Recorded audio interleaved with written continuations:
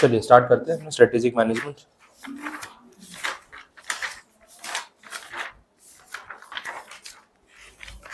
Chapter number 3 पढ़ रहे थे लास्ट, बिजनेस पॉलिसी फॉर्मुलेशन के बारे में। स्टार्टिंग का जो चैप्टर का फर्स्ट फेज था उसमें विजन, मिशन, उसके स्टेटमेंट्स और ऑब्जेक्टिव, गोल, ये सब चीज़ों पे बात चल रही थी।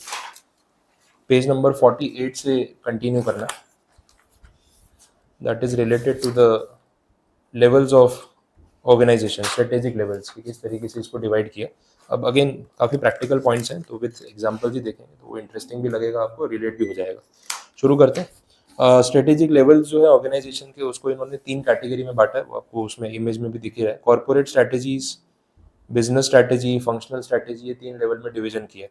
अब जो पहला पार्ट है that is the corporate strategy, तो it is about the entire group या पूरी कंपनी की बात हो रही है। जैसे एग्जाम्पल में आपको ध्यान में रखना है तो बड़ी कंपनी इमेजिन करो, रिलायंस है, टाटा है, तो वो एक पूरा ग्रुप ऑफ कंपनी, एक इंडिविजुअल कंपनी नहीं है। तो भाई टाटा ग्रुप के अंदर इतनी सारी कंपनीज बनी है, सब्सिडरीज बनी है, तो जब वो लोग डिसीजन मेकिंग कर रहे हैं for the entire Tata group, तो उसको हम बोल सकते हैं that is a corporate level strategy. फिर उसके बाद जब एक पर्टिकुलर बिजनेस पे जा रहे हैं तो वो बिजनेस लेवल स्ट्रैटेजी होगी, और एक इंडिविजुअल डिपार्टमेंट पे फोकस कर रहे हैं तो फंक्शनल स्ट्रैटेजी होगी। तो ऐसे करके हम इस पर बात करेंगे। तो स्टार्टिंग में जो पहला पॉइंट दे रखा है कॉर्पोरेट स्ट्रैटेजी का, उसकी लैंग्वेज एक बार रीड करना स्टार्ट करो, फिर मैं कुछ पॉइंट्स लिखवा भी देता हूँ। तो ये जो पेज 48 पे नीचे स्पेस है और जो लेफ्ट साइड पे स्पेस है वो आप यूज कर सकते हो लिखने के लिए। पहले रीड कर लो एक बार। Corporate strategy is the essence of strategic planning process. It determines the growth objective of the company, that is direction, timing, extent and pace of the firm's growth. It highlights the pattern of business moves and goals concerning strategic interest in different business units, product lines, customer groups, etc. It defines how the firm will remain sustainable in the long run. Corporate level strategy occupies the highest level of strategic decision making and covers actions dealing with the objective of the firm, acquisition and allocation of resources, and coordination of strategies of various SBUs for optimal performance. SBU का मतलब है strategic business units. ठीक है, तो एक एक company जो है उनको स्ट्रेटेजिक बिजनेस यूनिट्स बोला जाता है, जो इंडिविजुअली काम कर रही है। तो टाटा ग्रुप में Tata Motors is an SBU, वो एक डिफरेंट कंपनी होगी। Tata steel is a different unit, तो उसको शॉर्ट में स्ट्रेटेजिक बिजनेस यूनिट या SBU बोला जाता है। तो बोल रहे हैं कि highest level of strategic decision making जो होता है उसको अपने कॉर्पोरेट लेवल स्ट्रेटेजी बोलते हैं। और इसमें बहुत सारे बड़े डिसीजन आ सकते हैं कि रिसोर्सेज को कैसे अलोकेट करना है, और कॉम्पिटिटर कंपनीज या किसी को अक्वायर करना है तो एक्विजिशन कैसे होगा, उस लेवल की बातें यहाँ पे हो रही है। अब इसको हम थोड़ा स्पेसिफिक अगर लिख लेंगे कॉर्पोरेट लेवल स्ट्रैटेजीज में क्या क्या आ सकता है, तो मैं आपको लिखवाता भी जाता हूँ और एक एक विद एग्जांपल रिलेट कराता हूँ। आप लेफ्ट साइड पे 47 पेज पे जो नीचे स्पेस है ना, उसको यूज कर सकते हो। एक बार उसमें टाइटल दे दो, types of corporate level strategies. Types of corporate level strategies.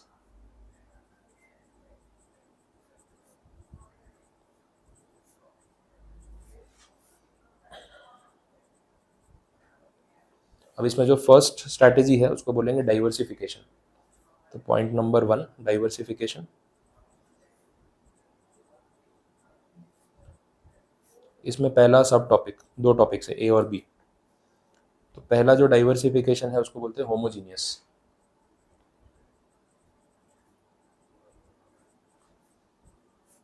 ठीक है, और जो सेकंड वाला है उसको नीचे B पॉइंट करके लिख लेना, हिट्रोजीनियस।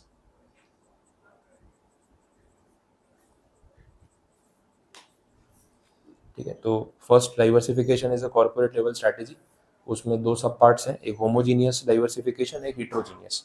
होमोजीनियस का मतलब यहाँ पे ये है कि डाइवर्सिफिकेशन पहले तो आप समझ लो, डाइवर्सिफिकेशन का मतलब कि कंपनी अपना बिजनेस एक्सपांड कर रही है, जिस चीज़ में वो अभी तक काम नहीं करती थी अब वो अपने पोर्टफोलियो में ऐड कर रही है, मतलब बिजनेस को एक्सपांड करने की बात हो रही है। इसमें होमोजीनियस डाइवर्सिफिकेशन का मतलब ये हुआ कि आप जिस ट्रैक पे या जिस बिजनेस में अभी हो उसमें आप नए प्रोडक्ट्स या नई सर्विसेज एड ऑन करो, तो लाइन वही रहने वाली है, एकदम ही हम कुछ अलग नहीं कर रहे, लेकिन जिन चीज़ों में अभी तक हम नहीं काम कर रहे थे वो प्रोडक्ट्स अपने पोर्टफोलियो में अपने ऐड कर रहे हैं।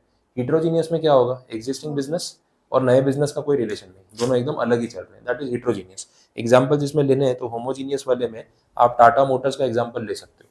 Tata Motors initially commercial vehicles बना रहा था, शॉर्ट में खाली वर्ड्स लिख लेना कि आपको रिकॉल हो जाए, पूरे सेंटेंसेस की जरूरत नहीं है।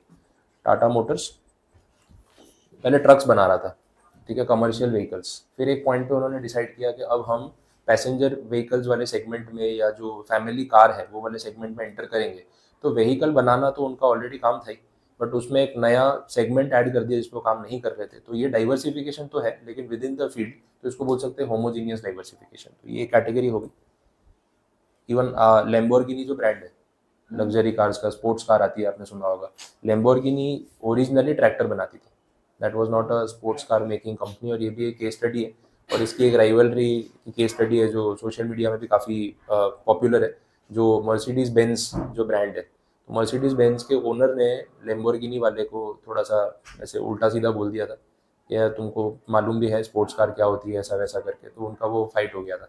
तो उसके बाद ना लैम्बोर्गिनी के ओनर ने उसको पर्सनल ले लिया कि यार मतलब समझ क्या रहा है अपने आपको कि तूने लग्जरी कार बना ली तो कुछ अलग हो गया।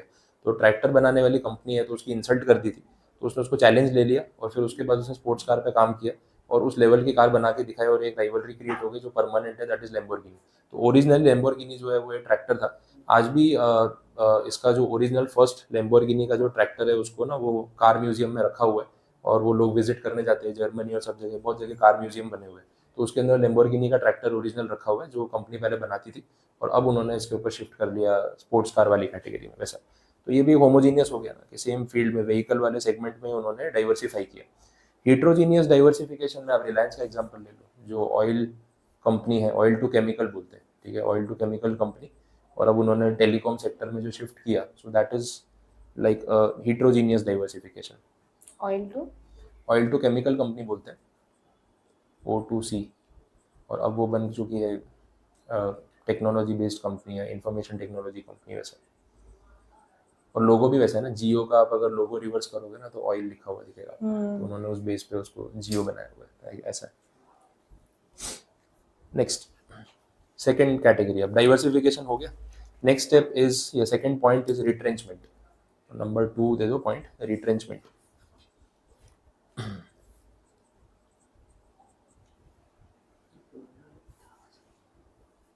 हाँ, आपके उसमें इन बिटवीन ये टर्म्स आ चुके हैं, बट अभी ये स्ट्रैटेजी से रिलेट करा रहा हूँ तो एग्जाम में कुछ स्पेसिफिक लिखना होगा तो अच्छे पॉइंट्स रहेंगे। रिट्रेंचमेंट में क्या क्या होता है, एक तो अपन ने इसको ऐसे पढ़ा था कि जॉब कट्स हो जाती है।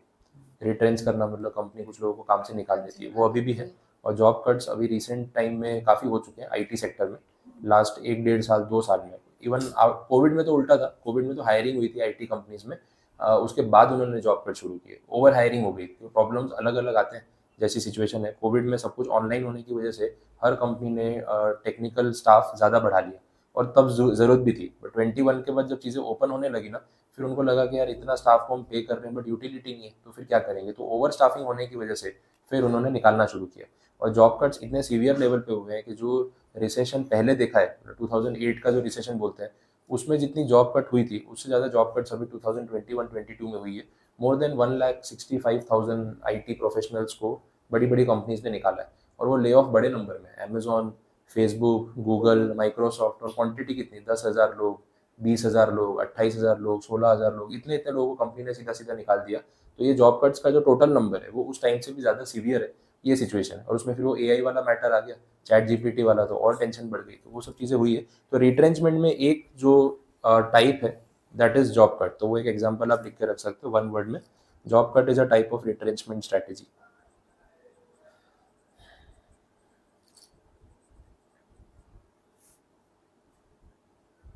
अब कंपनी ये क्यों कर रही है, अपना रेवेन्यू जो है वो मैनेज करने के लिए, खर्चा बचेगा तो उतने रेवेन्यू में प्रॉफिट ज़्यादा दिखेगा, सिंपल लॉजिक।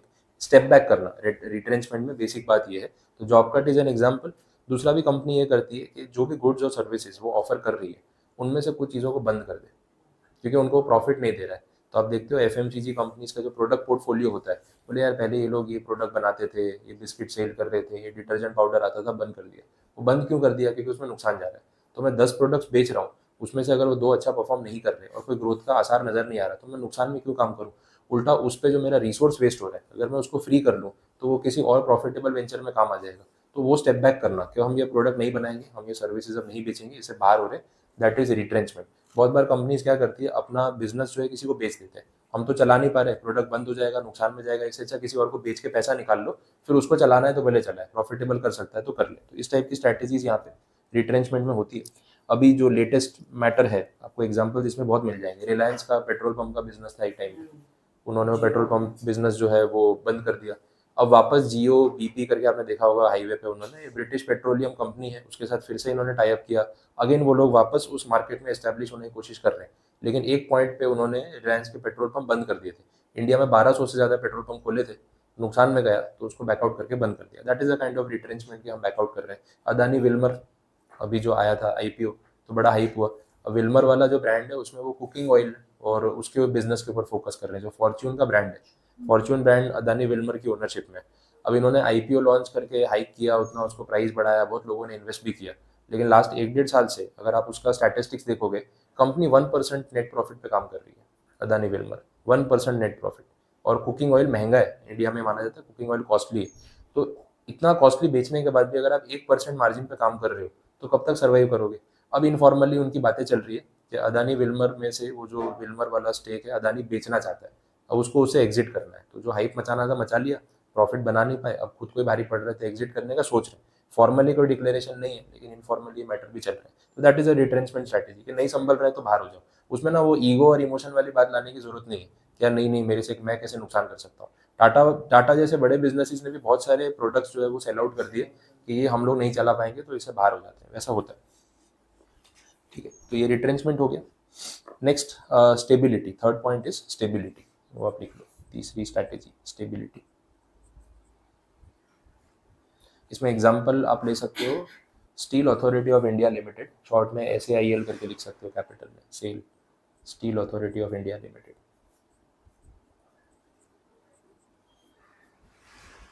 अब ये लोग स्टेबिलिटी वाली स्ट्रैटेजी कैसे यूज करते हैं। स्टेबिलिटी इज लाइक कि हमें ग्रोथ की तरफ तो जाना नहीं है, एक्सपांशन की तरफ नहीं जाना है, जो है उसको और इम्प्रोवाइज करना है, दैट इज स्टेबिलिटी।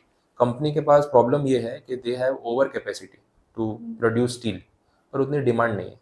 अब जब डिमांड ही नहीं है तो ओवर प्रोडक्शन करेंगे तो क्या होगा, प्राइस डाउन हो जाएगा, इन्वेंट्री होल्डिंग हो जाएगी। तो कंपनी ने ये स्ट्रैटेजी लगाई कि स्टेबल रहते हैं, अपना तो अच्छा खासा प्रोडक्शन चल रहा है, मशीन्स पड़ी है हमारे पास, कैपेसिटी है, लेकिन जब डिमांड नहीं है तो उसको क्यों बढ़ाए। इससे बेटर है जितना प्रोडक्शन कर रहे हैं उसमें ऑपरेशनल एफिशिएंसी बढ़ाने की कोशिश करते हैं। प्रोडक्शन तो उतना ही करना है, ऑपरेशनल एफिशिएंसी बढ़ाने का मतलब है कि जो आपका खर्चा लग रहा है प्रोडक्शन में, स्टाफ में जो चीज़ होती है ना कि भाई आप प्रोडक्शन मैनेजमेंट करते हो उसमें बहुत गलतियां हो रही होती है जिससे आपका कॉस्ट बढ़ रहा है, फालतू खर्चे लग रहे हैं, उसको कट डाउन करने की ट्राई करते हैं। इससे क्या होगा, सेम रेवेन्यू में हम ज़्यादा प्रॉफिट बढ़ा पाएंगे और कॉस्ट को कट डाउन कर पाएंगे, क्योंकि एक्सपांशन की साइड पे तो सोचना नहीं है, स्टेबल रेवेन्यू आने दो, रेवेन्यू उतना ही वो बढ़ाना नहीं है, खर्चे कट डाउन कैसे कर सकते हैं सेम प्रोसेस में, उसके ऊपर फोकस करते हैं। ऑपरेशनल एफिशिएंसी बढ़ेगी तो प्रॉफिट मार्जिन अपने आप बढ़ जाएगा, तो उस तरफ वो लोग डाइवर्ट करते हैं अपना mind. That is a stability strategy. ये हो सकता है कि हमें ग्रोथ की तरफ नहीं जाना, जो है उसको होल्ड करना। नेक्स्ट पॉइंट, फोर्थ जो है, it is horizontal integration.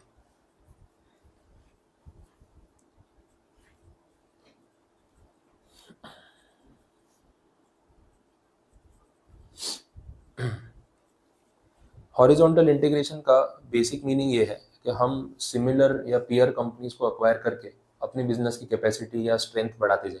Tata steel ने ये कुछ साल पहले किया था, काफ़ी साल हो गए, 2011-12 का मैटर है। यूके की एक कंपनी है कोरस, तो वो भी स्टील मैन्युफैक्चरिंग है, तो उसको टाटा स्टील ने अक्वायर कर लिया, काफ़ी हैवी वैल्यूएशन पे अक्वायर किया।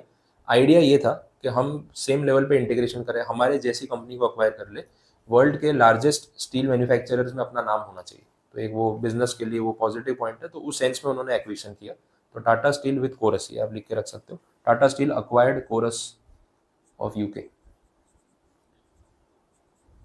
CORUS, Corus spelling, Tata steel acquired Corus of UK. अब इसका भी रीज़न है, इंटरनेशनल लेवल पे भी फाइट चलता है, स्टील मेकिंग में वर्ल्ड का नंबर 1 कौन, तो एक मित्तल ग्रुप है, वो लोग स्टील में काफ़ी नंबर 1 है। एक और कंपनी है, शायद वो US की है मेरे हिसाब से, आर्सेलर ग्रुप है। तो आर्सेलर ग्रुप और मित्तल ग्रुप ने टाई अप कर लिया, अब कंपनी का नाम है आर्सेलर मित्तल, बहुत साल पहले ये भी हो चुका है। तो आर्सेलर मित्तल जब से कंबाइन हुए तो वो स्टील मैन्युफैक्चरिंग कंबाइन हो गया पूरा बिजनेस, तो वर्ल्ड के लार्जेस्ट स्टील मैन्युफैक्चरर वो ग्रुप बन गया। अब टाटा स्टील भी उस रेस में काफ़ी आगे है पूरे वर्ल्ड लेवल पे, क्योंकि इतना हैवी स्टील प्रोडक्शन बहुत कम कंपनीज कर रही है। तो उनको भी अपना स्टैचर बढ़ाना था कि यार ये लोग दोनों एक होके इतने बड़े बन गए, हम तो पीछे रह गए। तो टाटा स्टील ने उस चक्कर में कोरस को अक्वायर किया कि भाई हम भी अगर मर्ज कर ले, तो कोलैबोरेट नहीं किया, बाई कर लिया। वहाँ पे उन्होंने कोलैबोरेशन किया तो नाम आर्सेलर मित्तल हो गया, यहाँ इन्होंने अक्वायर कर लिया। तो हमारी भी टोटल स्टील प्रोडक्शन कैपेसिटी जो है वो क्वांटिटी बढ़ गई। तो ये सब जो एक्विजिशन या इस तरीके के मर्जर्स है, वो इंटरनेशनल लेवल पे जो कंपटीशन उस चक्कर में होते हैं उसी में ये हुआ है। That is horizontal integration. आपके जैसा सिमिलर बिजनेस आपने अक्वायर कर लिया, उसके साथ मर्ज करके एक्सपांशन कर दिया, तो ये पूरे बिजनेस को या पूरी कंपनी को इफेक्ट करेगा। वैसे ही दूसरा मैटर है इसमें, यही सेम हॉरिजॉन्टल इंटीग्रेशन में आप कोका कोला का भी एग्जाम्पल ले सकते हो, कोका कोला और Thums Up. Thums Up Indian company थी, एक पॉइंट पे। उसका फाउंडर भी इंडियन था और कंपनी इंडिया की थी, लेकिन कंपटीशन में कोका कोला के आगे सर्वाइव ना कर पाए, तो फिर फाइनली कंपनी देनी पड़ी। ये बोलते हैं ना, एक तरीके से ज़बरदस्ती के एक्विजिशन बहुत होते हैं, और कॉर्पोरेट वर्ल्ड जितना अच्छा दिखता है उतना होता नहीं है। रिलायंस वाले भी करते हैं, टाटा भी करते हैं। ये लोग का एक क्लियर होता है कि देखो, अगर हमसे फाइट करना है तो भूल जाओ, देखिए जितने रिसोर्सेज हमारे पास है, जो पैसा है, जो मार्केटिंग टीम है, और जो हमारा स्केल है, उस पर तो आप कॉम्पीट कर नहीं पाओगे। तो या तो मार्केट से ख़त्म हो जाओगे, या अभी अच्छा प्राइस दे रहे हैं, अपना बिजनेस हमें बेच दो, अच्छे पैसे प्रीमियम ले लो कि आपको ये नहीं लगे कि हमारा नुकसान हुआ, लेकिन कंपटीशन में आप नज़र में आ गए तो लॉन्ग टर्म में आपको सर्वाइव तो नहीं करने देंगे। तो सोच लो क्या करना है। तो अब जो स्मार्ट बिजनेसमैन होगा वही सोचेगा कि यार इनसे लड़ने जाऊंगा इमोशनली तो कंपनी मेरी बंदी हो जाएगी, कोई फायदा नहीं है, क्योंकि ये प्राइस कट करेंगे, सप्लाई बढ़ाएंगे, डीलर्स को कमीशन ज़्यादा देंगे, मैं पहुंच ही नहीं पाऊंगा, तो अल्टीमेटली नुकसान करके जीरो होकर बंद हो जाऊंगा और फ्रस्ट्रेशन होगी। इससे बेटर है कंपनी में इनको स्टेक सेल कर देता हूँ, अच्छा पैसा ले लेता हूँ, अगर उस कंपनी के बोर्ड पे मुझे कोई पोजीशन दे देते हैं तो मैं मैनेजमेंट भी कर लूंगा। तो एक तरीके से टेक ओवर हॉस्टाइल जैसा ही है।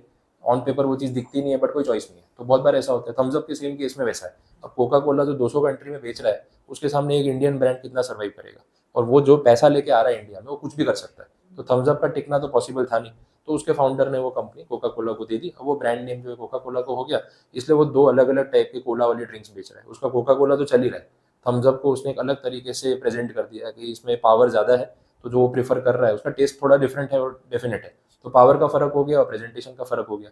और आप देख रहे हो उसकी पूरी जो मार्केटिंग स्ट्रैटेजी है वो भी पूरी अलग है। थम्स अप की जो एड्स आती है उसमें वो पावरफुल ड्रिंक को बहुत ज़्यादा प्रमोट करता है, लेकिन कोका कोला को वैसे प्रमोट नहीं करता। तो खुद ही दो पैरेलल ब्रांड चला रहा है, ओनरशिप उसी की है, दोनों से पैसे वो खुद ही कमा रहा है। तो इस टाइप के इंटीग्रेशन भी होते हैं। नेक्स्ट, फॉरवर्ड इंटीग्रेशन, ये 5th पॉइंट है।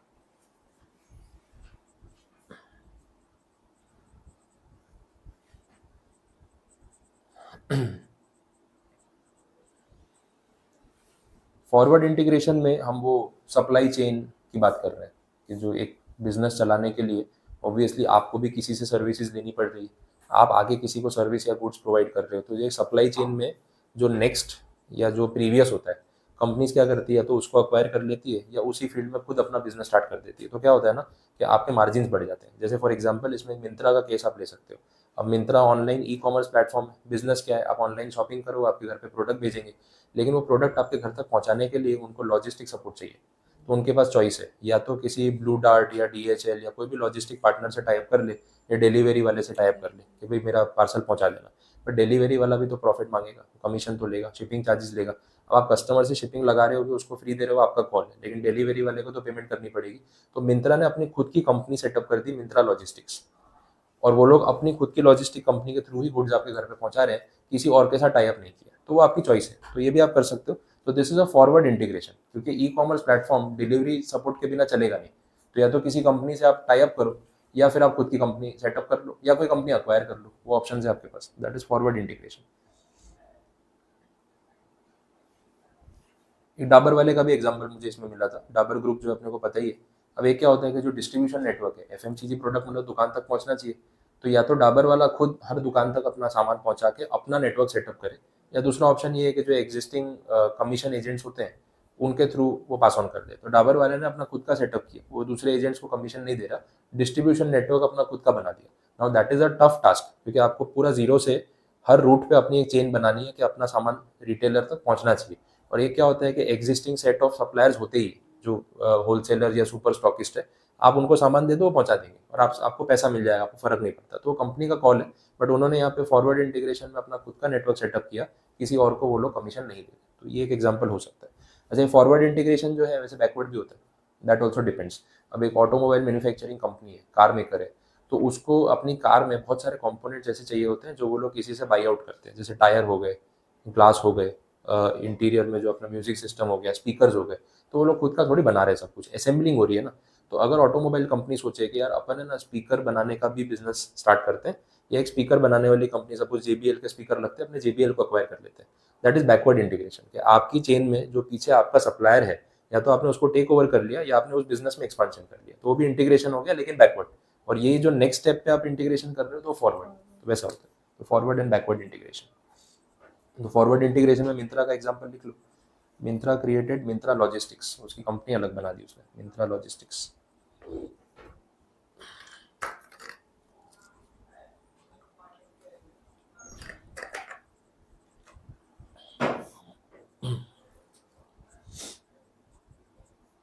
बैकवर्ड इंटीग्रेशन आपको 6th पॉइंट ऐड करना है तो कर सकते हो, बैकवर्ड इंटीग्रेशन। ठीक है, क्लियर सारे टर्म्स। तो ये कॉर्पोरेट लेवल स्ट्रैटेजी में सारे पॉइंट्स आपको पता चल गए। नेक्स्ट बिजनेस लेवल स्ट्रैटेजी पे चलते हैं। अब नाम से ही पता चल रहा है, एक एक स्ट्रेटेजिक बिजनेस यूनिट या SBU, तो हर एक SBU लेवल पे जो स्ट्रैटेजीज बनाई जा रही है वो। Now this depends on the business कि आप क्या बिजनेस कर रहे हो, उसमें आप क्या क्या स्ट्रैटेजीज लगाना चाहते हो। कुछ एग्जांपल लेने हैं तो एक दो अपने नोट करके रख सकते हैं। फर्स्ट पॉइंट आप ले लो, जैसे प्राइस कट्स होते हैं या डिस्काउंट ऑफर होते हैं, ये तो कोई भी कंपनी में डिपेंड कर सकता है। डिस्काउंट्स देना या प्राइस कट्स करना, that is a business level strategy कि मुझे मेरे बिजनेस का रेवेन्यू बढ़ाना है तो उसके लिए मैं कर सकता हूँ। और मोस्टली आप देखना FMCG वाली कंपनीज जो है वो ये करती रहती, डिटर्जेंट पाउडर पे डिस्काउंट दे दिया, टूथपेस्ट पे डिस्काउंट दे दिया, हाँ, या तो फिर आप क्वांटिटी बढ़ा दो, बिस्किट के पैकेट पे होता है ना वो एक्स्ट्रा 40% एक्स्ट्रा, ठीक है, तो वो तो फेक मार्केटिंग है, क्योंकि पहले ही इतना कम देता है कि 40% एक्स्ट्रा जाके ब्रेक ही बनाता है, तब लगता है कि जो पे किया वो वसूल हो रहा है, बट है ऐसा। तो डिस्काउंट ऑफर्स देना या एक्स्ट्रा उसमें ऑफर कर रहे हो तो बिजनेस लेवल स्ट्रैटेजीज के कुछ बेसिक एग्जांपल्स हो सकते हैं। वैसा इसमें और कुछ ज़्यादा डिटेल की नीड नहीं है, बेसिक स्टोरी इतनी है। और कुछ स्ट्रैटेजी आने वाली है लेकिन वो आगे चैप्टर में जब आएंगी तो मैं आपको रिलेट करा दूंगा। लो कॉस्ट स्ट्रैटेजी है, डिफरेंशिएशन स्ट्रैटेजी है, उस पर तब बात करेंगे। थियरी की नीड नहीं है, अपने आगे लग सकते हैं। Next functional level strategy, this is the third category या last category. Functional level strategy के यहाँ बुक में ही अपनी थियरी में इतने एग्जांपल्स है कि उससे आपको पूरा रिलेट हो जाएगा कि एग्जैक्टली काम कैसे कर रहा है। बिजनेस में जितने इंडिविजुअल फंक्शंस हैं सबकी बात हुई है, सब पे एग्जांपल्स भी दे रखे हैं, तो अपने डायरेक्टली उसको शुरू कर सकते हैं। देखो पेज 52 पे देखना, ये एग्जांपल के थ्रू समझा देता हूँ, फिर वो थियरी में आपको रीडिंग में आराम से क्लियर हो जाएगा। पहला फंक्शन जो उन्होंने टारगेट किया that is the financial department, finance function. तो फिनांस को चलाने के लिए भी तो स्ट्रैटेजी लगानी पड़ेगी। गेम तो सारा पैसों का ही है और पैसों के मामले में स्ट्रैटेजी नहीं लगाओगे तो प्रॉब्लम होने वाली है। अब इसके अंदर जो स्ट्रैटेजीज की बात की है, जो टेक्निक्स की बात की है, इसमें से काफ़ी सारी चीज़ें आपने फाइनेंशियल मैनेजमेंट में पढ़ी भी है, तो वो रिलेट भी हो जाएगी। देख लो, जैसे फ्री कैश फ्लो की बात हो रही है, अब कैश फ्लोज के बारे में हम पढ़ चुके हैं, आप अकाउंटिंग में भी जानते हो। फ्री कैश फ्लोज की इंपॉर्टेंस क्या है, स्ट्रैटेजी के पॉइंट ऑफ व्यू से बात कर लेते हैं। बहुत सारी कंपनीज अब इस चीज़ पे फोकस करती है। फ्री कैश फ्लो का सिंपल मतलब है कि हाथ में पैसा होना चाहिए, कि आज खर्चा करना है ना, लिक्विडिटी इमीडिएटली हमारे पास अवेलेबल हो। इसका बेनिफिट ये है कि हम कोई भी कंपनी को अक्वायर करना चाहें तो कैश का क्रंच नहीं होना चाहिए कि यार फंडिंग कहाँ से लाएंगे। और बड़ी से बड़ी कंपनी, आप गूगल करके सर्च करना, एप्पल है, गूगल है, ये सारी कंपनीज, ये लोग जो टेक जायंट्स है, ये लोग चाहते ही नहीं है कंपटीशन क्रिएट हो। ये लोग अब उस लेवल पे बैठे हैं ना, और वो साइकोलॉजी है।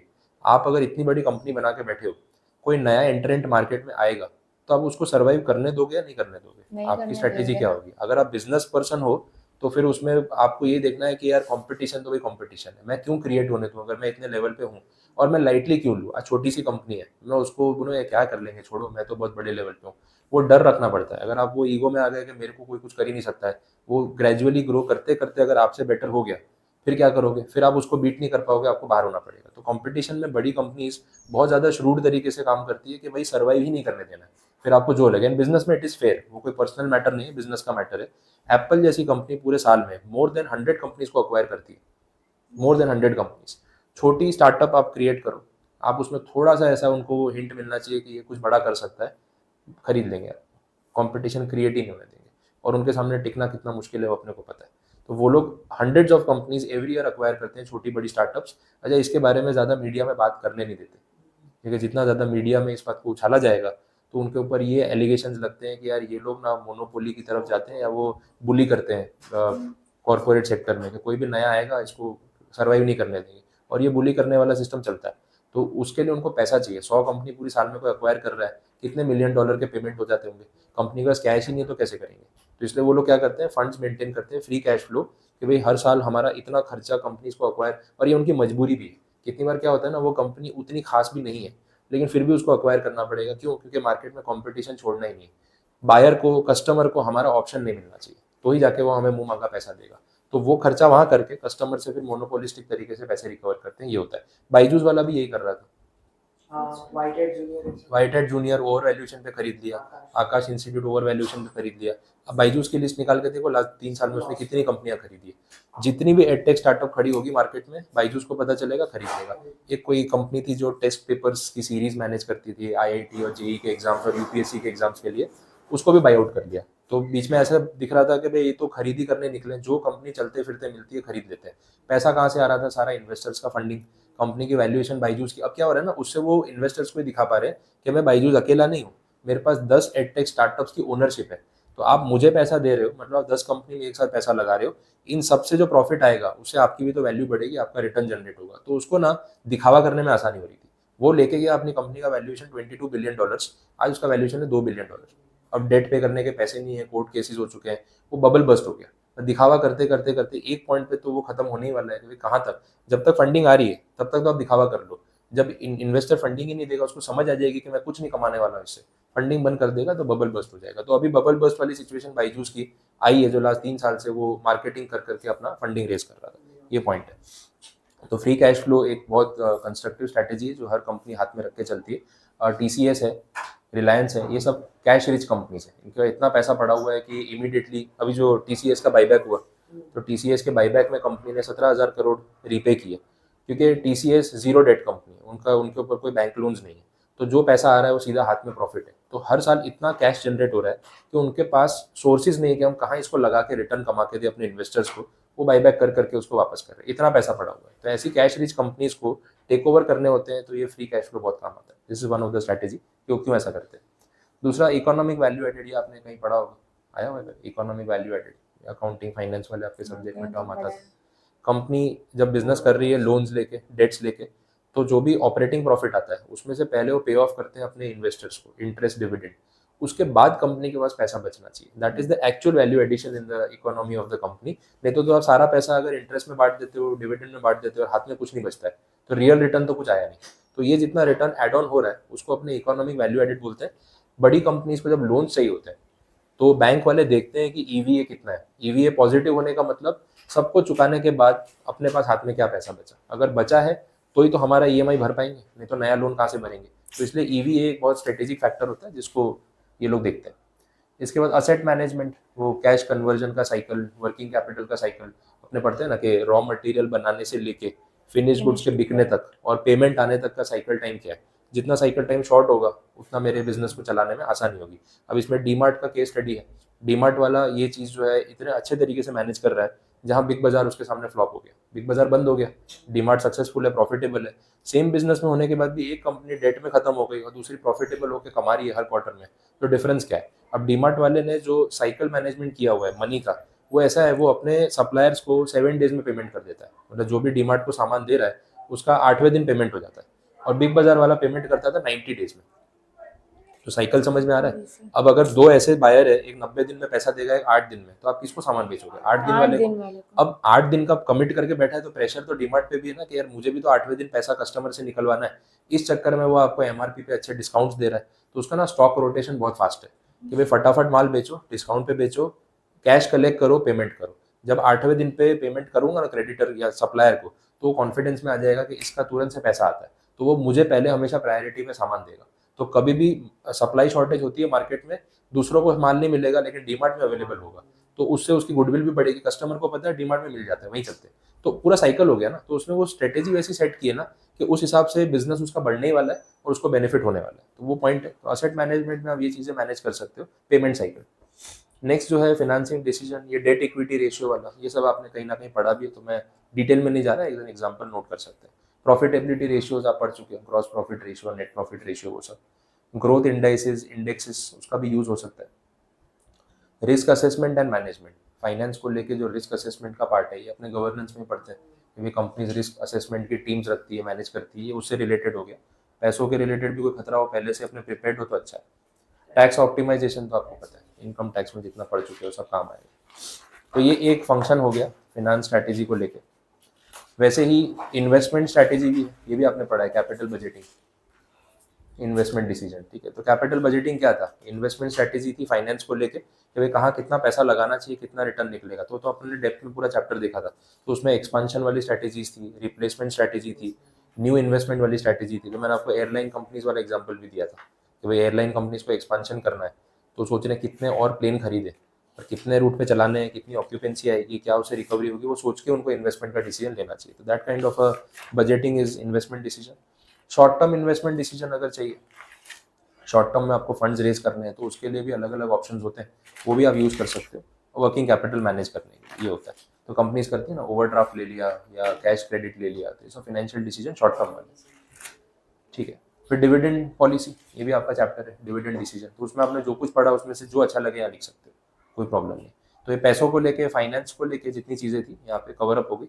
नेक्स्ट जो है वो मार्केटिंग वाला पार्ट है, वो आज नहीं स्टार्ट करते, कल से ही कंटिन्यू कराता हूँ, उसमें बहुत सारे पॉइंट्स हैं, आज इतना रखो काफ़ी।